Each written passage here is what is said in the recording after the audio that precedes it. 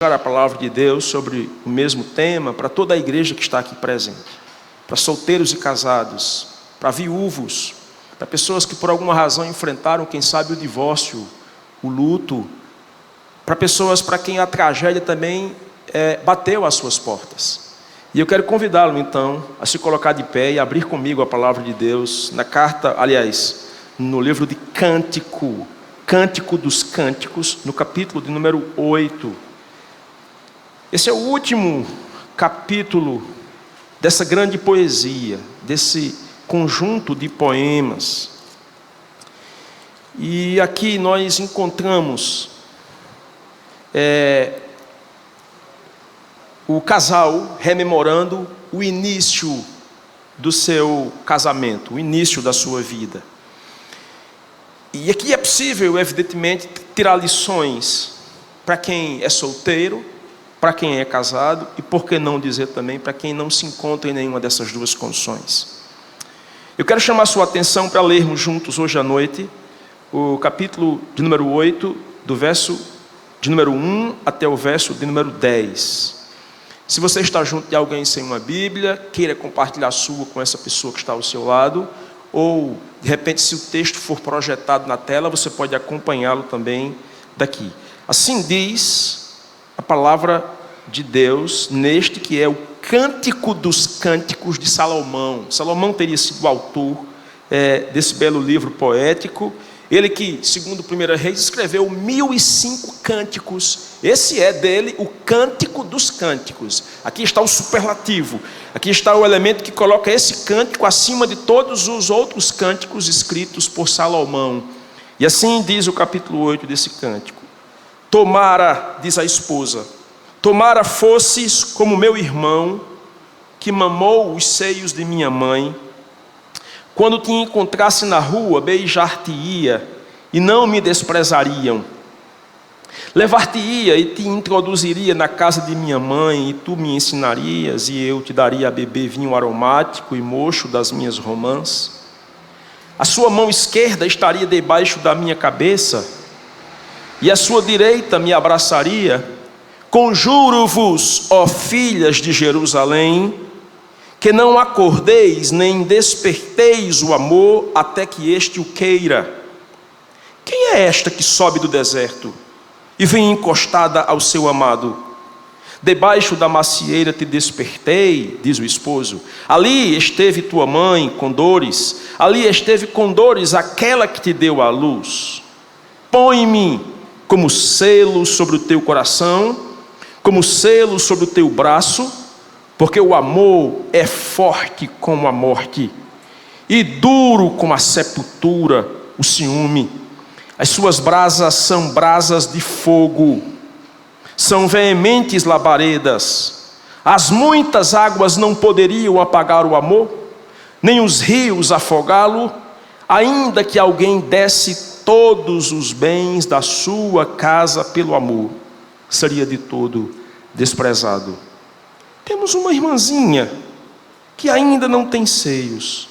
Que faremos a esta nossa irmã no dia em que for pedida em casamento? Se ela for um muro, edificaremos sobre ela uma torre de prata. Se for uma porta, cercá-la-emos com tábuas de cedro. A esposa diz então: eu sou um muro, e os meus seios como as suas torres.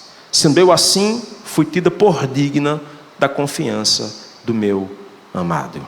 Que o Senhor aplique sua palavra em nosso coração. Mantenha o texto aberto, pode sentar, e nós nessa noite vamos pensar nesse texto aqui sagrado. Meus irmãos, há muita gente ainda no seio da igreja que tem alguma dificuldade de tratar do amor, o amor romântico no ambiente da igreja. Muita gente que tem receio, seja porque não acredita mais no amor, porque por uma experiência, quem sabe, trágica que viveu, desacreditou no amor, desacreditou no casamento, desacreditou do casamento, desacreditou das experiências amorosas, porque elas foram trágicas em suas vidas. Há outras, entretanto, que julgam que falar sobre esses temas no ambiente da igreja seria ofender a santidade do culto, ofender a santidade da fé. Entretanto, atentemos para o fato de que a Bíblia tem muito a nos dizer sobre casamento, sobre romantismo, sobre expectativas de realização na vida amorosa. Nós podemos dizer que Deus não tem vergonha de tratar desses assuntos, porque foi Ele quem fez o casamento, foi Ele quem fez o homem e a mulher para desfrutarem inclusive da intimidade. Quando nós lemos o livro de Gênesis, no seu começo, e ali está o jardim original, onde Deus colocou um homem e uma mulher e os abençoou e disse a eles: sede fecundos, multiplicai e enchei a terra. Naquele jardim, quando Deus fez o primeiro casal, está escrito que eles estavam juntos. Gênesis 2:25 nos diz que eles estavam nus e não se envergonhavam. Como eu disse ontem aos casais, é apenas depois da queda, depois que Adão e Eva desobedecem a Deus, que o relato da criação nos diz em Gênesis 3:7, que agora eles se percebem nus e eles se envergonham, porque se há uma demanda que a queda trouxe, a experiência do casamento é a de alienação. Nós estamos alienados uns com os outros, alienados com Deus. Em razão de estarmos alienados de Deus, estamos também alienados daqueles com quem vivemos. É por essa razão, inclusive, que quando após a queda, Deus procura procura Adão e pergunta onde ele estava escondido, porque não mais estava disposto a ouvir a Deus na viração do dia. Adão responde dizendo que estava escondido porque se percebera nu. E Deus pergunta: tu comestes? Quem te disse que tu estás nu? Comeste por acaso da árvore que eu te proibi, do fruto da árvore que eu te proibi? E Adão responde: foi a mulher que tu me deste. Adão está agora alienado de Deus, ele culpa Deus e culpa a sua própria mulher, culpa Deus porque ele deu a mulher, culpa a mulher porque teria sido ela, na concepção dele, a causadora, a culpada da sua desobediência. É a queda que produz isso. Mas a experiência da redenção, a experiência da conversão deve reordenar todas as coisas. É por essa razão que, seja no Antigo Testamento ou no Novo Testamento, há uma proposta da aliança de Deus com o seu povo que visa ajustar tudo que foi destruído pelo pecado. E por isso nós podemos nos voltar para a palavra de Deus para entender o que é que Deus espera de nós no ambiente de nossa própria família. A você que é solteiro, a você que espera um dia, quem sabe, encontrar alguém que complete um certo vazio que você tem no coração, você precisa se voltar para a revelação de Deus, para a palavra de Deus, para encontrar respostas, para a maneira como você deve se portar, até que Deus preencha esse vazio, lhe colocando diante daquele ou daquela que haverá de preencher essa ausência natural do ser humano. Porque em condições normais, a não ser que Deus nos tenha dado, quem sabe, o dom do celibato, todos nós temos de alguma forma, de alguma maneira, uma medida que é preenchida quando Deus põe alguém ao nosso lado. É por essa razão que no registro de Gênesis, Deus tira de Adão uma costela, e ele fica faltando alguma coisa. E Deus traz uma mulher, depois de dar um profundo sono a Adão, e ao despertar ele poeticamente diz assim: esta afinal é osso dos meus ossos, chamar-se-á varoa, porquanto do varão ela foi formada. Então nós precisamos olhar para a Bíblia e perceber nela qual a resposta que Deus tem para nós no que diz respeito à nossa experiência familiar, a nossa experiência do casamento. E o livro de Cântico aqui tem muito a que nos ensinar, porque esse texto aqui é construído exatamente com uma proposta de um homem e de uma mulher que se apaixonaram e que eles estão sob a expectativa de construírem laços do casamento. Então o texto é construído como um diálogo entre Salomão e a sua interlocutora, que é ninguém menos do que a Sulamita, alguém com quem ele vai estabelecer vínculo de casamento. Por vezes você encontra um coro de vozes fazendo um refrão em torno da experiência, da expectativa do casamento, da consumação do casamento e da vida depois que o casamento começa, porque essas são fases diferentes da vida dos namorados. Eles, quando se encontram e se apaixonam, eles se encantam um pelo outro, criam expectativas, sonham com a experiência do casamento, sonham com a experiência de construir família, e quando eles estabelecem o início da relação, tudo parece então como uma celebração, como uma grande festa, mas ao longo da caminhada surgem percalços, surgem dificuldades, e portanto o livro está todo construído nessa perspectiva de mostrar o antes, o momento culminante e o momento depois. Eu não sei em qual dessas fases, quem sabe você se encontra aqui hoje à noite. Talvez os jovens e outros senhores e senhoras aqui, que não mais estão casados por razões alheias ao meu conhecimento, estão na experiência pregressa, que vai do capítulo 1 ao capítulo 4. Quando o começo do livro de Cântico apresenta um homem e uma mulher que estão prometidos para o casamento.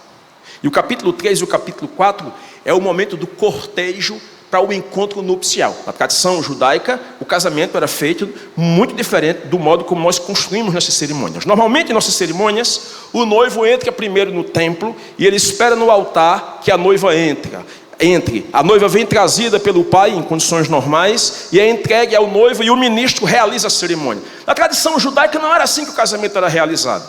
Normalmente os convidados eram preparados para acompanhar um cortejo. E o noivo aparecia normalmente montado num animal, num cavalo. Ele vinha de longe, ele vinha ao encontro de pegar a noiva e ir para o lugar da celebração. E o cortejo acompanhava, cantando, era uma grande festa. E no espaço da celebração, enquanto todos aguardavam, comendo e bebendo, no momento da celebração, os noivos iam à câmara nupcial. E depois o noivo voltava para anunciar que todos podiam comer e beber, porque agora o casamento fora selado. E a partir disso, então, o casal vivia a vida a dois, quando então surgiam dificuldades não muito diferentes do que acontece normalmente em nossa própria experiência. E o livro de Cantares é construído com essa estrutura. Os estudiosos que tratam desse livro dizem que aqui nós temos uma estrutura quiástica.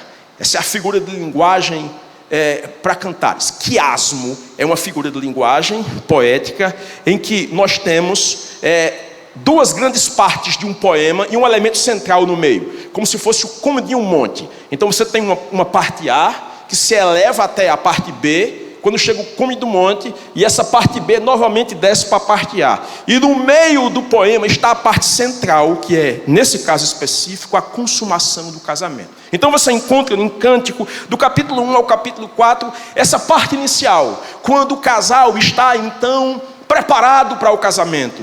E o cortejo acompanha o noivo e a noiva até que eles então celebram e chega ao cume da aliança, quando eles selam no momento de amor e de intimidade, o começo da vida a dois. E normalmente na celebração judaica, aquela festa demorava uma média de 7 dias. E depois então você vê aquele casal, ou a estrutura do poema se voltando para a vida normal do casal, quando surgem dificuldades e lutas, quando surge a vida normal a dois. Essa passagem então do capítulo 8 apresenta o casal já numa experiência de maturidade. E eu estou convencido de que, como diz boa parte dos intérpretes de Cântico, o capítulo 8 é um momento em que o casal começa a voltar para o passado, começa a lembrar o passado. Se parece muito com aquilo que nós fazemos, nós os casados, sempre que paramos e olhamos as fotografias do passado. Olhamos para aqueles que têm a filmagem do casamento, a filmagem da celebração, as viagens que fizemos no passado. Por vez ou outra você há de convir comigo, sobretudo quando as crises se instalam, quando as dificuldades surgem, é bom a gente parar e verificar como tudo começou. E esses primeiros versos representam exatamente isso. E na medida que essa mulher, que começa falando aqui no capítulo 8, a esposa já madura, a sulamita, quando ela começa a rememorar tudo isso, ela lembra os seus tempos de solteira.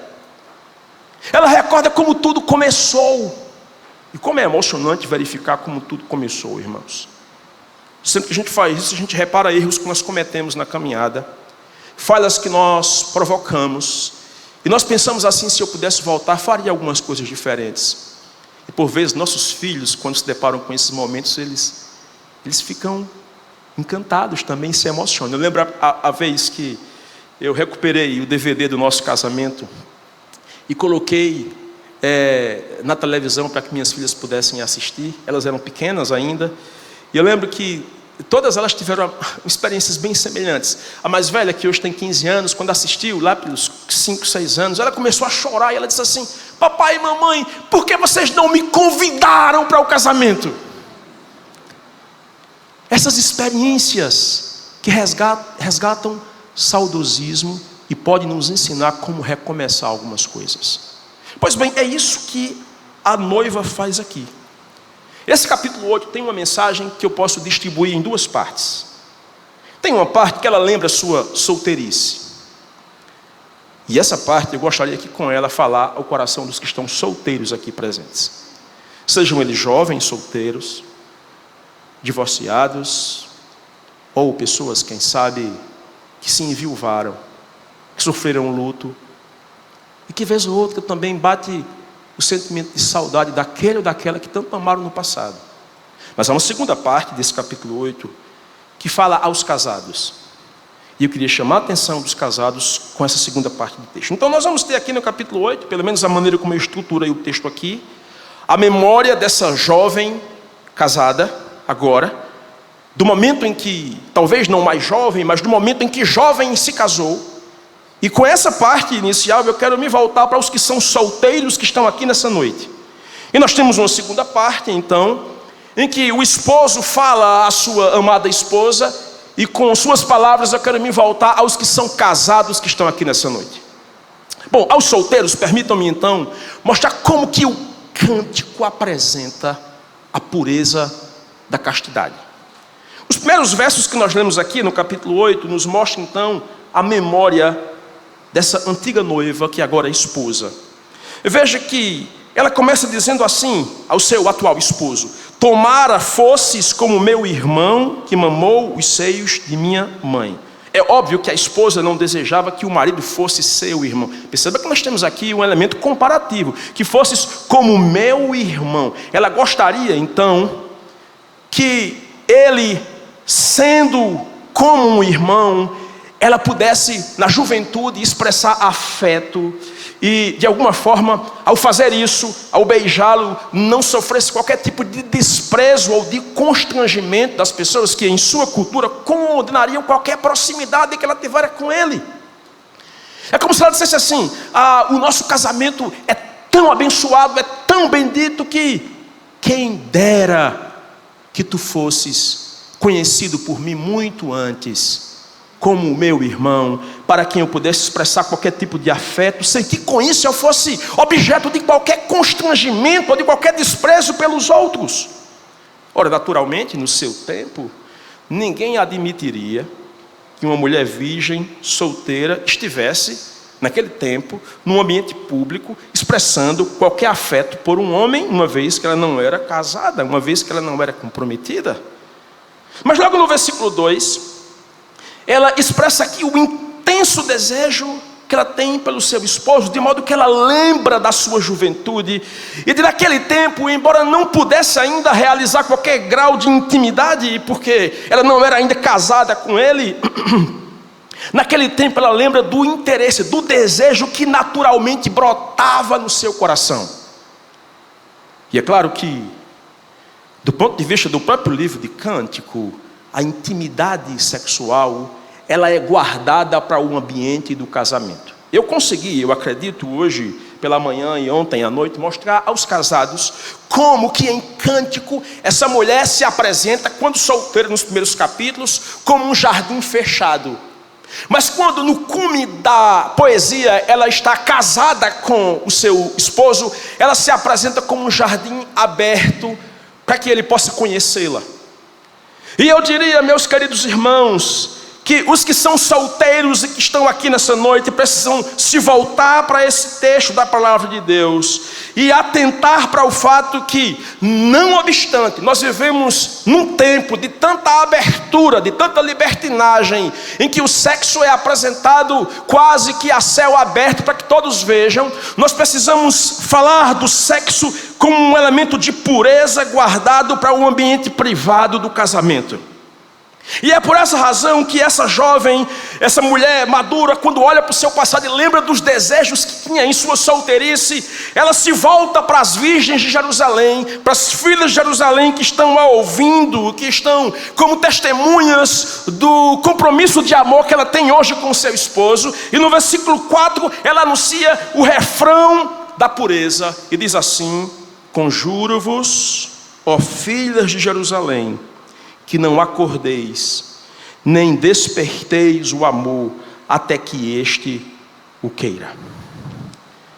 Esse aqui é um dos refrões do livro de Cântico. Ele aparece outras vezes, pelo menos 2 outras vezes no livro de Cântico. Ele aparece quando ela é solteira. Você pode se deparar com ele no começo do livro de Cântico. Ele aparece quando ela está por casar. E aparece depois que ela está casada. E nós precisamos atentar para o fato que, com este refrão, o que esta mulher casada, que outrora foi solteira, que casou com um homem com quem construiu expectativas de amor, o que ela comunica é que nós só deveríamos nos aproximar de alguém quando efetivamente vale a pena, quando efetivamente é o tempo certo, é a pessoa certa, quando nós então pudéssemos preencher esse vazio que naturalmente existe em nosso coração enquanto seres criados por Deus, como uma panela que não tem a tampa ainda, ou como uma tampa que não tem panela ainda. O fato é que, de acordo com o ensino bíblico, em condições normais, salvaguardando o fato de alguém que foi dotado com o dom do celibato, porque é assim que se apresenta isso no ensino da Escritura, todos nós, irmãos, somos feitos carentes de afeto.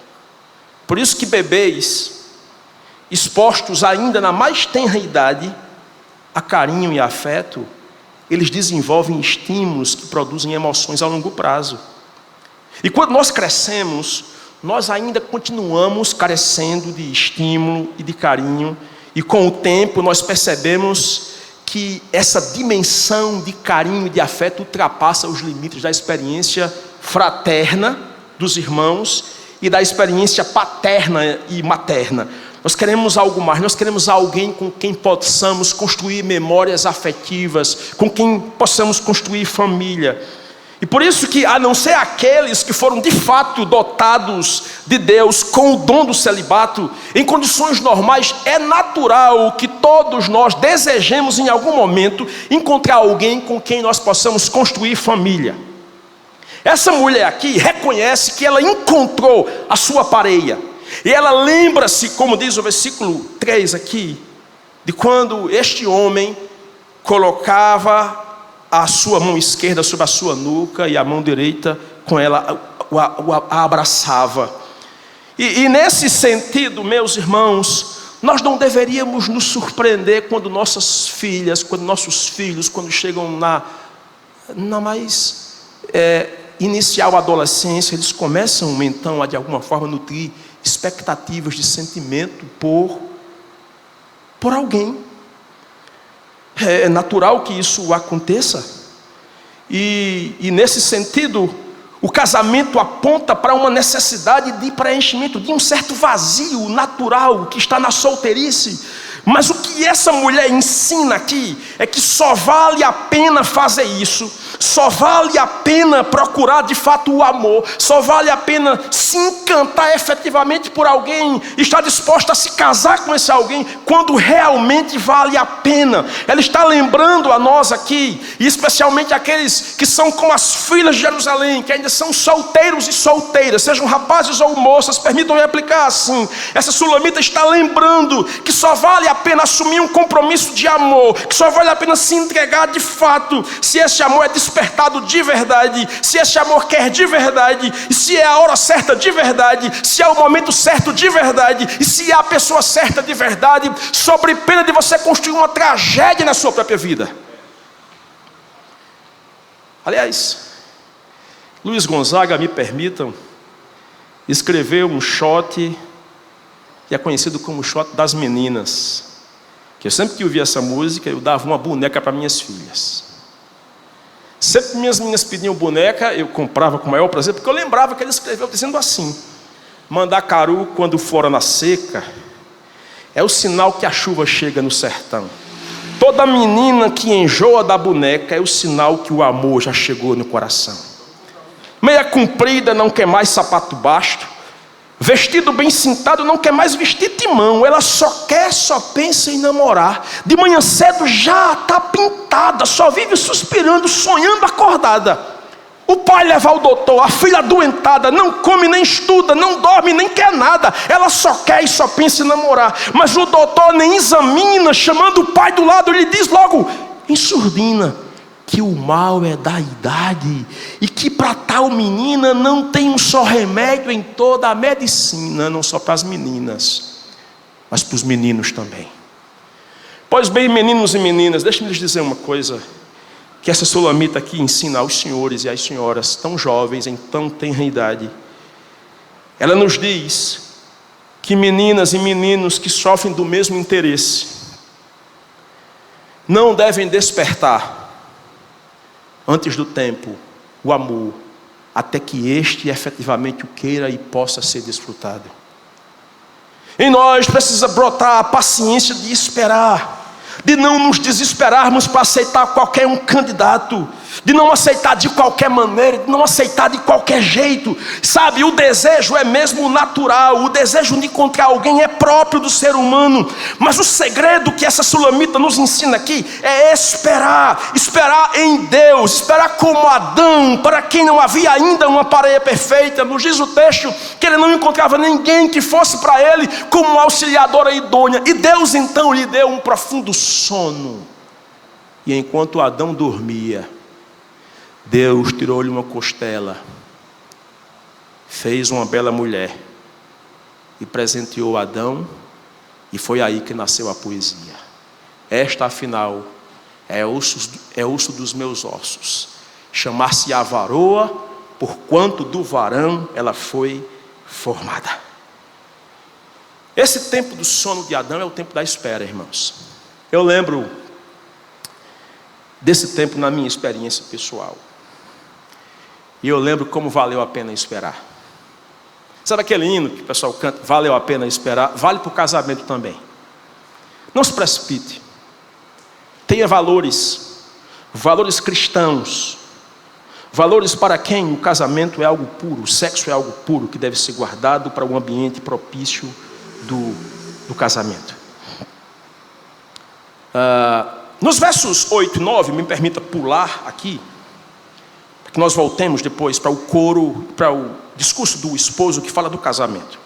Nos versos 8 e 9 nós temos um coro, que é não outra coisa senão a fala dos irmãos da noiva. Ela está lembrando dos seus irmãos. E o coro canta exatamente como que os irmãos dessa sulamita se comportaram. Ele diz assim: temos uma irmãzinha que ainda não tem seios, ou seja, não é moça ainda. Que faremos a esta nossa irmã no dia em que ela for pedida em casamento? O que faremos? E eles respondem e dizem assim: se ela for um muro, edificaremos sobre ela uma torre de prata. Nós vamos vigiar para que o muro dela seja protegido. Se ela for uma porta, nós cercá-la-emos com tábuas de cedro. Nós guardaremos sua porta para que não se abra para qualquer um. Aqui nós estamos vendo o relato da proteção, da castidade, da santidade. Muro e porta aqui são elementos que apontam para a pureza sexual, porque essa porta aqui está fechada para a imoralidade, está fechada para a pornografia, está fechada para o sexo antes do casamento. Essa porta está fechada e protegida para a pureza da relação abençoada de Deus no ambiente puro do casamento. É por isso que no verso 10 a própria sulamita volta a falar, e ela se põe como esse muro. Ela diz: eu sou um muro e os meus seios como as suas torres, sendo eu assim, fui tida por digna da confiança do meu amado. Essa noiva está aqui afirmando que a sua vida pré-conjugal, como um muro protegido, como alguém que se guardou de qualquer tentativa de corromper sua honra, de macular o seu compromisso, de se guardar para aquele que seria seu marido. Isso vale para os rapazes também, não apenas para as moças. Em razão disso ela conclui: o meu marido pode confiar em mim, porque ele sabe que eu sou um muro fechado. E se nós lermos as primeiras partes de Cântico, nós perceberemos que ali ela diz assim: eu sou um jardim fechado para aqueles que querem se intrometer para momentos de prazer apenas, e ela só se abre para aquele que com ela constrói então uma família e um casamento. Nunca foi tão importante dizer isso para jovens solteiros e moças solteiras, irmãos. Nossos jovens têm sido educados pelas plataformas de streaming para julgar que o sexo vale a pena quando é feito de qualquer forma, desde que haja amor. Amor não como sentido de amor, amor como simplesmente mero gosto pelo momento da experiência sexual. Nós somos chamados à pureza. Nós somos chamados à santidade também. Não é difícil ler o Novo Testamento e perceber Paulo orientando as igrejas acerca disso. Paulo diz que nenhum de nós deveríamos defraudar essa área da intimidade do nosso irmão, para fazer do corpo dele apenas um momento de instrumento de prazer. Bom, essa é a mensagem que essa mulher, ao lembrar do começo do casamento, ela nos comunica. Mas há uma segunda mensagem. E essa segunda mensagem é para aqueles que são casados, ou para aqueles que foram casados, ou mesmo para aqueles que querem casar. Aqui nós encontramos um coro no versículo 5. E esse coro é um outro refrão do livro de Cânticos. Esse coro é como aquele álbum de fotografias que eu vos falei há pouco. É uma cena que lembra como tudo começou. No versículo 5, o coro diz: quem é esta que sobe do deserto e vem encostada ao seu marido? Esse versículo aqui aponta para o momento em que o casamento começou. A cerimônia de casamento começou. Se nós lermos o mesmo livro de Cântico, no capítulo 3, versículo 6, quando o cortejo nupcial está acompanhando, ou na expectativa do aparecimento do noivo, para acompanhá-lo ao encontro da noiva até a câmara nupcial, no versículo 6 diz assim: que é isso que sobe do deserto, como colunas de fumaça, perfumado de mirra e de incenso e de toda sorte de pós aromáticos do mercador. Que é isso que sobe do deserto? Veja que é a mesma introdução à pergunta do capítulo 8, verso 5. Quem é esta que sobe do deserto? Agora não é mais quem é este, porque ela esperava ele, uma vez que ela veio e o encontrou e o trouxe para que os dois se tornassem um. Agora ela não está só. Agora, quem é esta que vem do deserto e ela vem acostada ou encostada ao seu amado? Ela está lembrando como começou o casamento.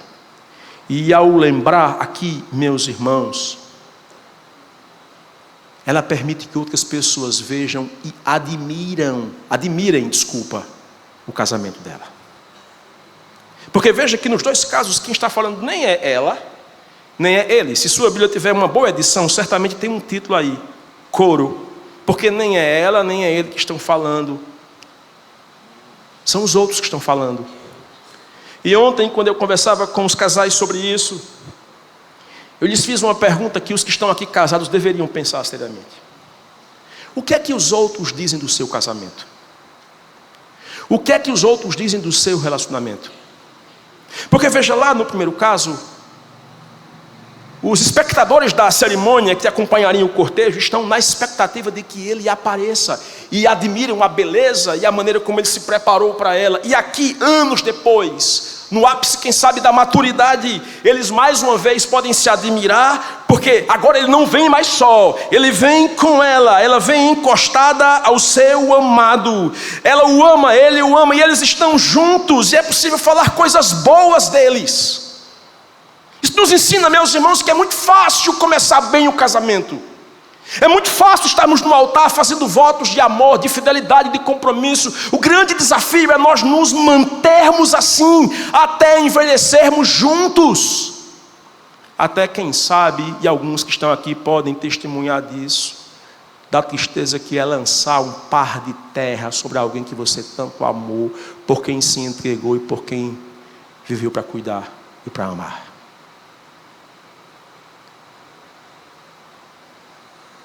E nesse sentido, meus irmãos,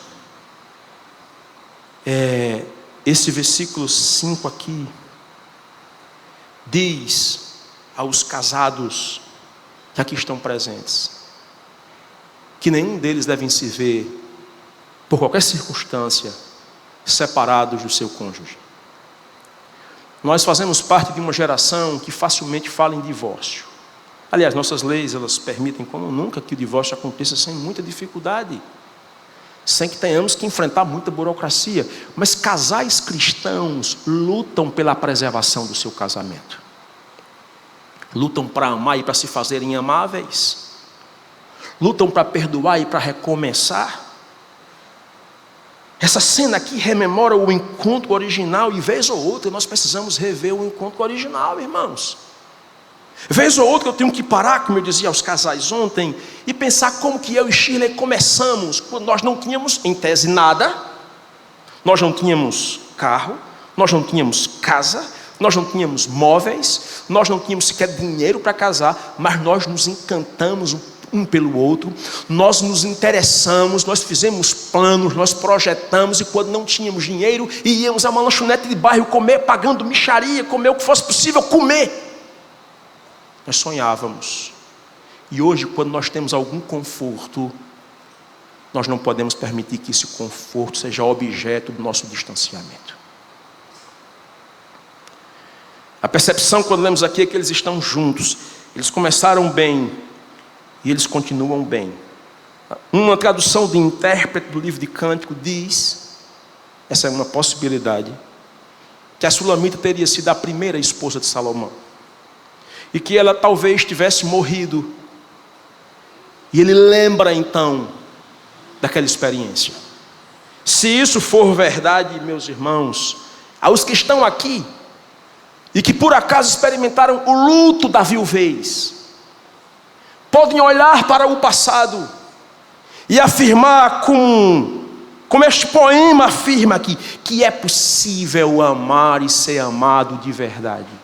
E que a despeito das dificuldades e das lutas que nós enfrentamos ao longo da convivência a dois, a experiência do perdão permite a gente envelhecer juntos. E se quem sabe, se o seu caso foi de alguém que viveu uma tragédia de um casamento sôfrego que lhe trouxe dores e angústias, esse livro ensina como é possível amar e ser amado até que a morte nos separe. Agora, por um outro lado, o versículo 6 agora, é o esposo quem fala para sua esposa. E veja o que é que ele diz no versículo de número 6. Ele diz para ela: põe-me como selo sobre o teu coração, como selo sobre o teu braço. Veja, Salomão deseja selar a sua esposa com um elemento que represente aquele compromisso que ele tem com ela.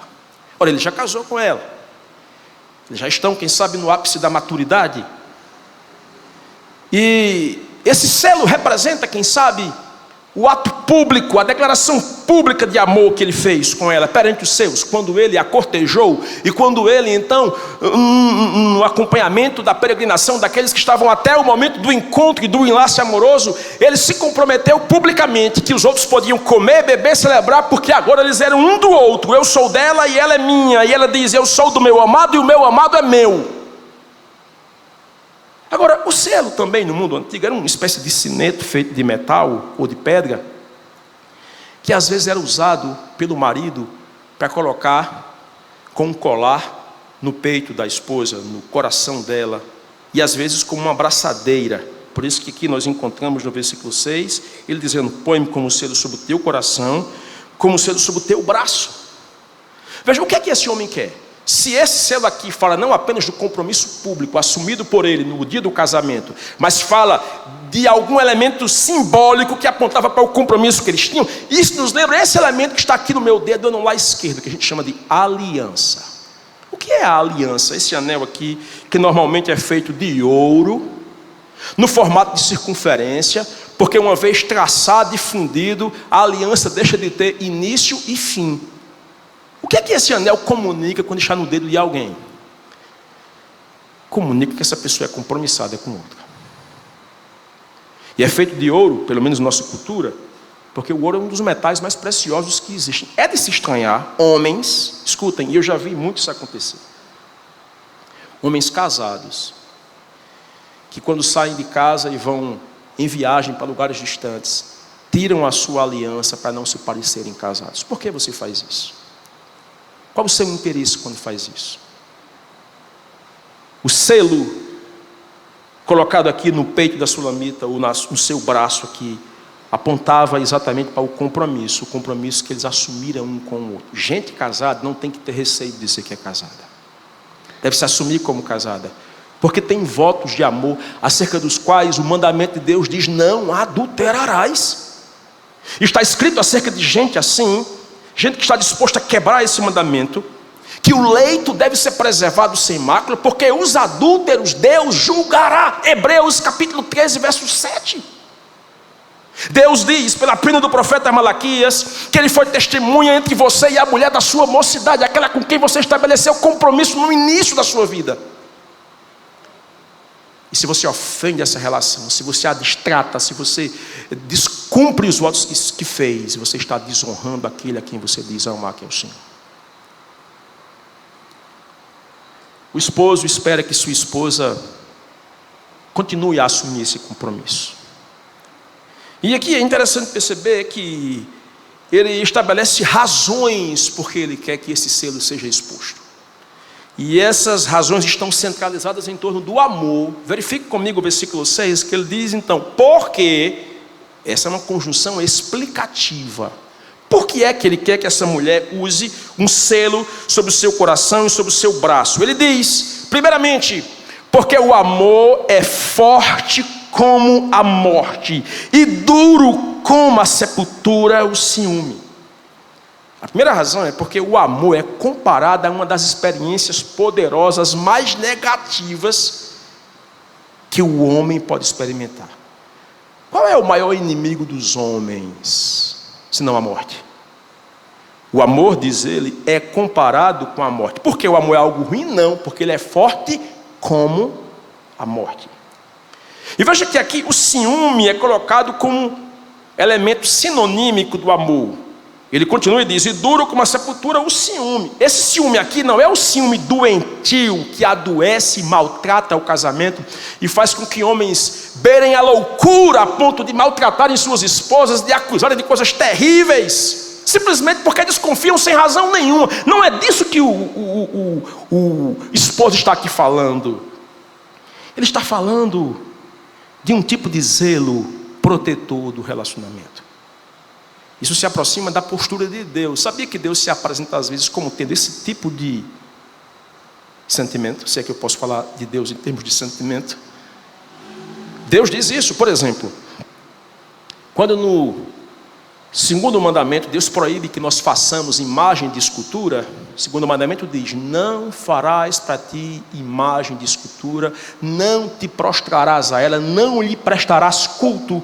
Aí o versículo 5 de Êxodo 20, onde está esse mandamento, continua dizendo assim, não adore essas coisas, nem preste culto a elas, porque eu, o Senhor, seu Deus, sou o Deus zeloso. A expressão poderia também ser traduzida assim, sou o Deus ciumento, que visito a iniquidade dos pais nos filhos, até a terceira e quarta geração daqueles que me odeiam. Sabe, quem ama tem um certo tipo de cuidado, que em razão disso pode dizer ao seu cônjuge assim, eu não gostaria que você desse certas liberdades a essa ou aquela pessoa.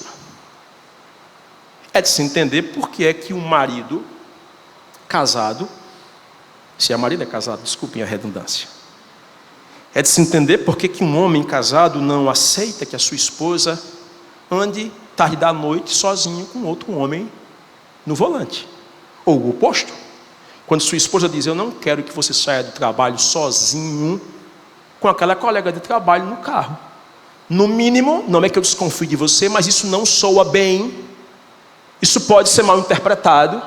Isso não me faz me sentir bem e eu quero que você pare de fazer isso. A semelhança do amor de Deus, irmãos, esse sentimento puro aqui de amor, não tolera rivais. De fato, guardem isso. Amor é definitivamente excluir todos os outros como opção. É optar por ter apenas um ou uma. Então, pessoas casadas esperam que os seus casamentos sejam protegidos de rivais, que ameaçam a confiança, que ameaçam a segurança do casamento. Então, homens casados não podem nutrir relacionamentos inconvenientes com pessoas de sexo oposto. Certas amizadezinhas que promovem ciúmes de sua esposa, ou o contrário também. Será que é difícil entender por que sua esposa, ou quem sabe seu marido, não quer que você veja pornografia? Porque será que ela não aceita? Que mensagem comunica ela quando você faz do seu celular um canal de streaming pornográfico? Quando você paga, quem sabe, imagens pornográficas para que mulheres enviem para você? Por que ela não aceita isso? Você aceitaria? É óbvio que não. Porque o amor é forte como a morte e é duro como a sepultura, o ciúme. E enquanto você não mudar, o seu casamento só se destrói, e se destrói, e se destrói mais. Mas em segundo lugar, a segunda razão porque ele quer que essa mulher cele o seu coração e o seu braço, porque o amor, ele é intenso, ele é quente, ele é brilhante. É o que nos diz ainda no versículo 6, quando ele afirma: as suas brasas são brasas de fogo, são veementes labaredas. Quem já amou entende o que disse Camões quando afirmou na sua poesia clássica: amor é fogo que arde e não se vê. É um contentamento descontente. Quem ama sabe o calor e a firmeza que aquele sentimento produz, e as incoerências na mente que ele produz. Então, nesse sentido, o amor é intenso, ele é quente, ele é brilhante, ele irradia e ele se aparece para os outros. Quem ama demonstra que ama. Amor não pode ser palavra. Irmãos, quem cozinha com bafo, só nordestino entende. Quem cozinha com bafo é cuscuz. Quem ama tem de provar que ama. Porque Deus amou o mundo de tal maneira que deu o seu Filho unigênito.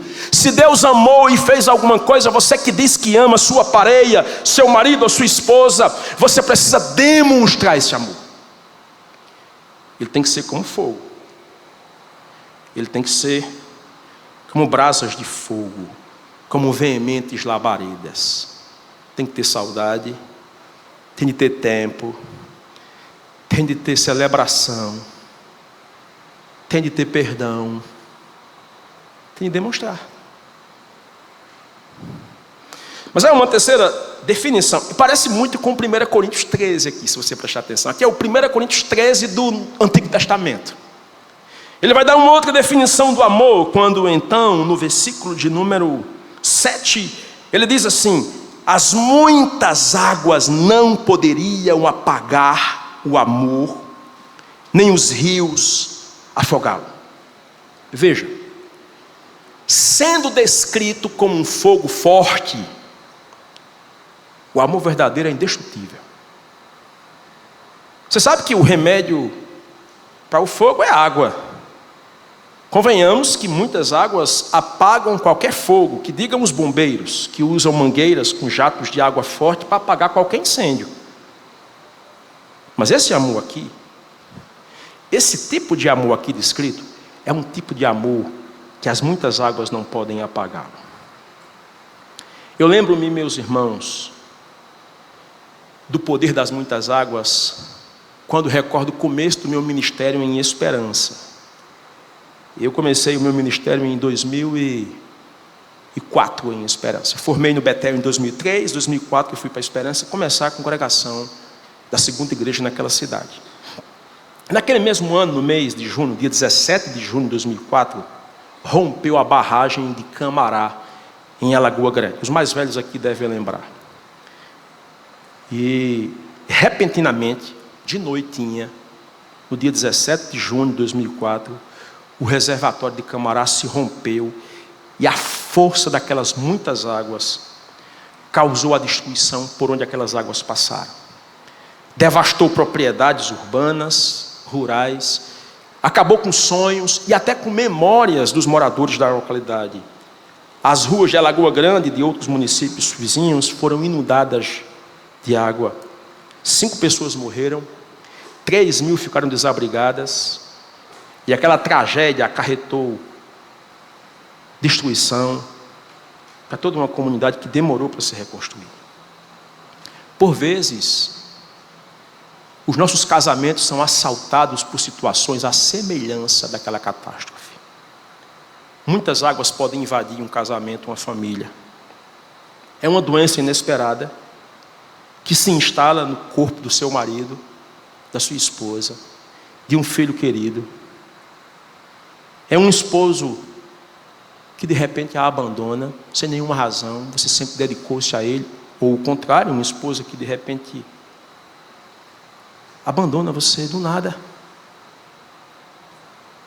É um desemprego, é uma crise financeira, às vezes, infelizmente, traições inesperadas que comprometem a confiança. São filhos que desobedecem, que abandonam a igreja, que se envolvem com drogas, em relações pactuais ilícitas. Só que o que poeticamente esse esposo está dizendo aqui é que neste caso aqui específico, as muitas águas não podem apagar esse amor. Quando um homem e uma mulher, quando os dois se amam, como Deus pretendeu, quando viu Adão só, e para ele fez uma mulher, ele presenteou, nada pode destruir esse amor. É isso que está sendo dito aqui.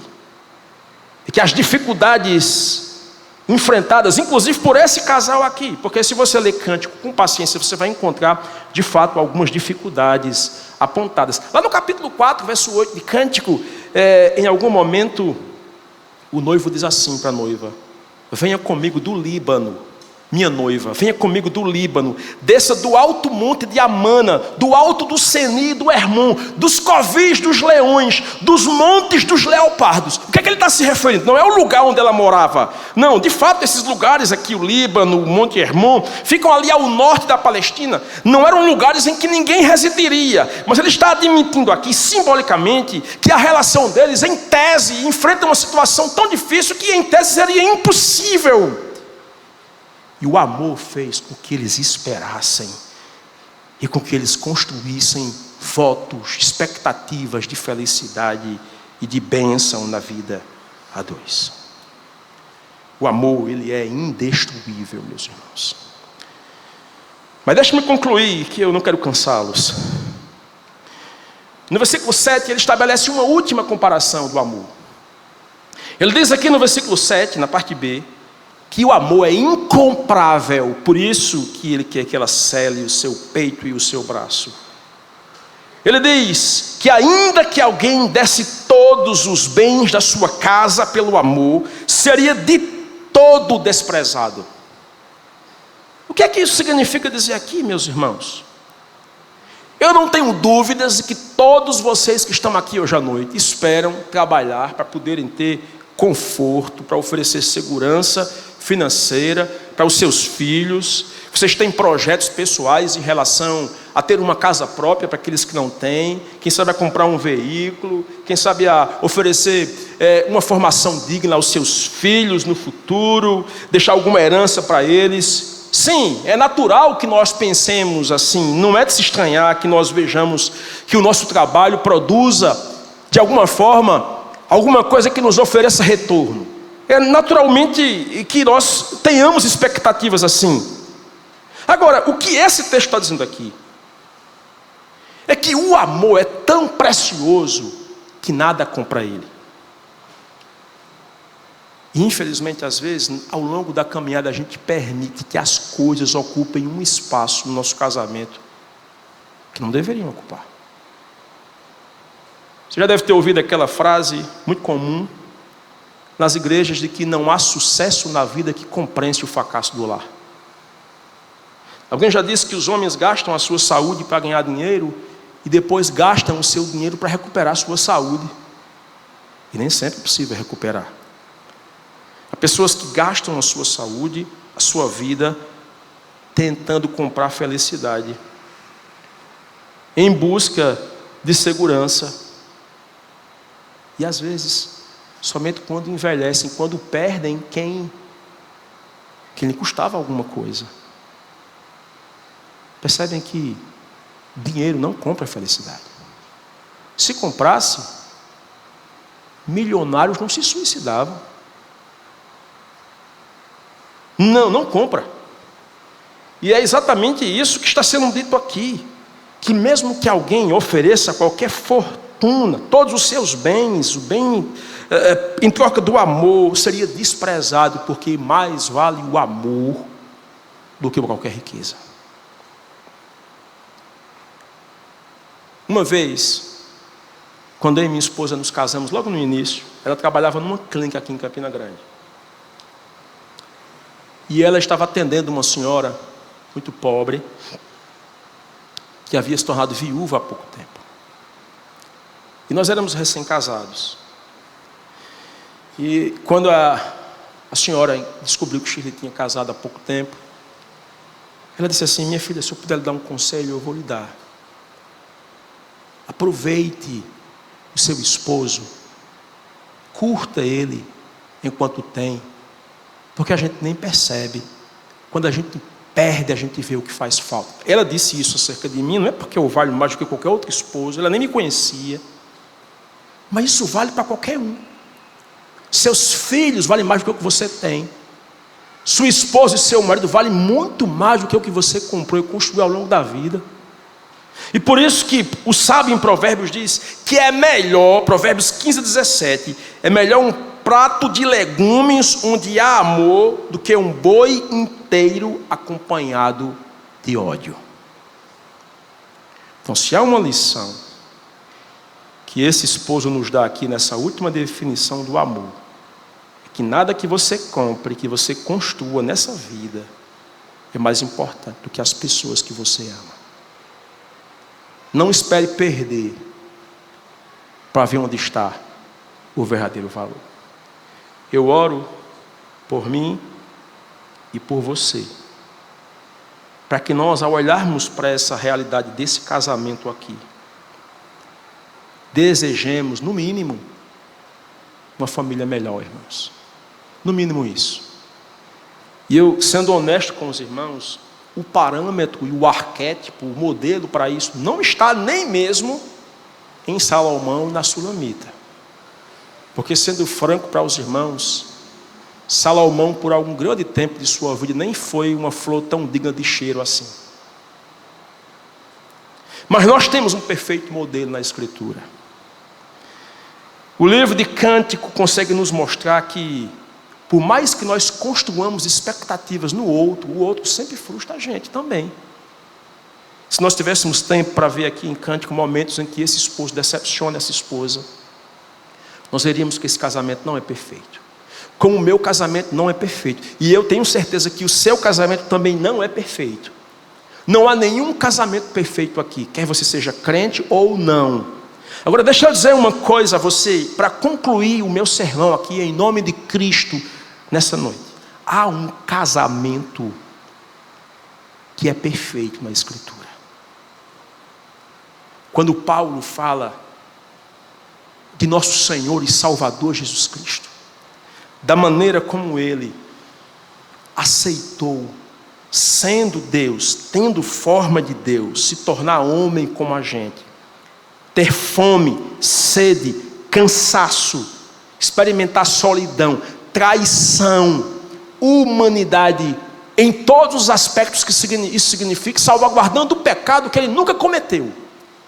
Quando Ele decidiu pactuar-se com o Pai na eternidade, para vir a este mundo e para pagar um alto preço, o preço do seu sangue, para comprar para si um povo, lavando esse povo, purificando purificando esse povo e ataviando esse povo para que seja para ele como uma noiva ataviada para um grande encontro celestial. E o livro de Apocalipse termina com o momento em que a igreja, a Nova Jerusalém, desce do céu como uma noiva ataviada para o encontro com o Cordeiro triunfante, que é o noivo perfeito, que pagou um poderoso preço para ataviar e para fazer o seu povo eterno, a sua esposa, o seu povo eleito. Paulo diz aos maridos que eles devem amar a sua esposa do jeito que Cristo amou a igreja. E as esposas devem se portar perante os seus esposos, perante o seu esposo, como Cristo, ou melhor, como a igreja se porta perante Cristo. Ela se entrega e se sujeita a Ele, porque Ele a ama servindo-a, se doando por ela, para ganhá-la, para protegê-la e para salvá-la. Então você está aqui hoje à noite, você não é um crente em Cristo ainda, você não conhece esse Salvador bendito. Deixe-me falar sobre esse noivo que te ensina a ser um marido melhor, esse noivo que preenche o vazio que sua esposa não consegue preencher, que preenche o vazio da senhora que seu esposo não consegue preencher, porque ele não alcança esse patamar. Esse noivo bendito é aquele que transforma perfeitamente qualquer pessoa, qualquer família. Isso me lembra, e com isso eu concluo, deixe-me concluir, o dia em que um certo intelectual visitou uma de nossas igrejas, e enquanto o pastor pregava sobre aquele casamento nas bodas de Caná, onde nosso Senhor Jesus Cristo transformou água em vinho, o ateu levantou-se indelicadamente no meio do culto e disse assim: mentira! Água e vinho têm propriedades químicas distintas, uma coisa não pode se transformar na outra, é impossível disso acontecer, isso é mito. Pastor, coitado, não tinha argumentos para justificar, porque milagre não se explica. E na sua simplicidade ele não sabia bem o que dizer. Mas no meio da igreja levantou-se um irmão muito simples, de terno colorido, novo convertido. Ele tinha um terno amarelado, uma calça roxa. Ele estava colorido, não sei bem as cores, com uma gravata diferente da roupa que vestia. Era um novo convertido que há pouco tinha se convertido. E ele levantou-se do meio da igreja para falar também e disse: pastor, é mentira o que ele diz, porque nosso Senhor Jesus Cristo não apenas transforma água em vinho, Ele transforma cachaça em móvel para casa, Ele transforma bebida em alimento para os filhos, porque eu era um bebarrão, um drogado, e eu me converti a Cristo, e Ele transformou a minha vida. Esse Salvador pode transformar a sua vida, salvando dos seus pecados, oferecendo-lhe vida eterna e um novo modelo de família. Que Ele aplique essas verdades em nosso coração hoje à noite. Vamos ficar em pé e vamos orar, irmãos.